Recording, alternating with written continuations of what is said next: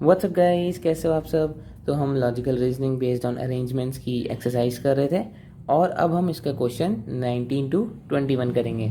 ठीक है, अब इसमें क्या है, ये थोड़ा सा डिफरेंट क्वेश्चन है बाकियों से, लेकिन बहुत इजी क्वेश्चन है और बहुत मज़ा आएगा। ठीक है, let's start. 6 friends A B C D E and F are sitting along the sides of a hexagon table. Hexagon table कैसे होती है, देखो हेक्सागन टेबल, हेक्सागन कैसे होता है, ऐसे बनता है हेक्सागन, जिसकी 6 साइड्स होती हैं। ठीक है, अभी शेप थोड़ी टेढ़ी बन गई, छोड़ो। दो not necessarily in the same order, same order में नेसेसरी नहीं है। ठीक है, F who is sitting exactly opposite of A is to the immediate right of B. अब इन पे आने से पहले मैं आपको बता दूं कि जब टेबल की बात हो रही होती है ना, कि टेबल पे लोग बैठे हैं, तो वो लोग सेंटर की तरफ फेस करते हैं, मतलब एरो उनका सब सेंटर की तरफ ही फेस करेगा।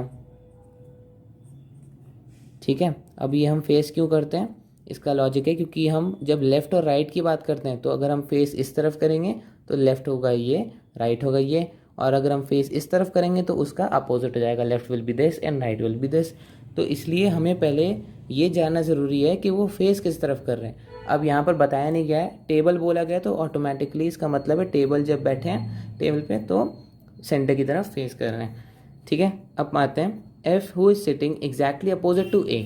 अब मैं ए कोई भी पॉइंट ले लेता हूँ, फॉर एग्जाम्पल मैंने ए यहाँ ले लिया। अब एफ जो है वो ए के बिल्कुल अपोजिट में है। ठीक है, तो एफ हो गया यहाँ पर is to the immediate right of B. अब जो एफ है वो बी के बिल्कुल इमीडिएट राइट पे है, मतलब राइट क्या हुआ, अगर बी यहाँ पर होगा, इसका राइट यही तो है, तो ये हो गया बी, है ना। D is between A and B and is exactly opposite to C. ठीक है, ए और बी के बीच में क्या है, डी।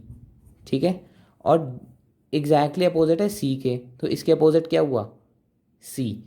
अब यहाँ पर भी एरोज काम आते हैं, एरोज हमेशा सेंटर की तरफ फेस करते हैं। अगर हम एरोज नहीं बनाते तो आप ऐसे कंफ्यूज हो सकते थे कि ये इसका अपोजिट ये है, बट अपोजिट हमेशा सेंटर के उससे देखा जाता है, तो डी का अपोजिट है सी। एंड बचा क्या, ए बी सी डी, बचा ये ई।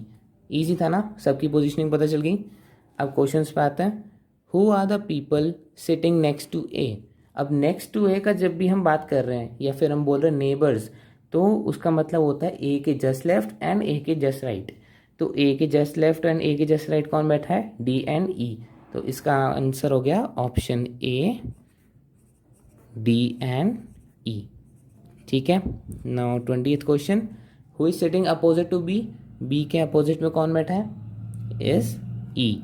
ठीक है, तो इसका आंसर हो गया ऑप्शन ए, ई। 21।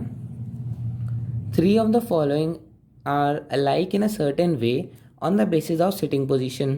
ठीक है, and so form a group which is the one that does not belong to the group. अब उन्होंने बोला कि ऐसे 3 लोग ग्रुप बना लेते हैं। ठीक है, जो कि आप आपस में बैठे होते हैं एडजेसेंट। ठीक है, अब कौन से ऐसे हैं जो कि ग्रुप नहीं फॉर्म कर सकते, B and C, A and D, B and F and E and A. तो इसका आंसर होगा बी एन सी, क्योंकि बी और सी ग्रुप फॉर्म नहीं कर सकते क्योंकि एफ उनके बीच में आ रहा है। ए और डी कर सकते हैं क्योंकि हम ऐसे साथ में ग्रुप बन सकता है। बी और एफ भी कर सकते हैं और ई और ए भी कर सकते हैं, बट बी और सी नहीं कर सकते क्योंकि उनके बीच में एफ आ रहा है। तो it is answer option A, B comma C. So I hope समझ में आ गया होगा आपको। ये थे सॉल्यूशंस 19 से 21 तक के। अब नेक्स्ट वीडियो में हम 22 से 25 तक के क्वेश्चंस करेंगे। So till then, stay safe, stay happy.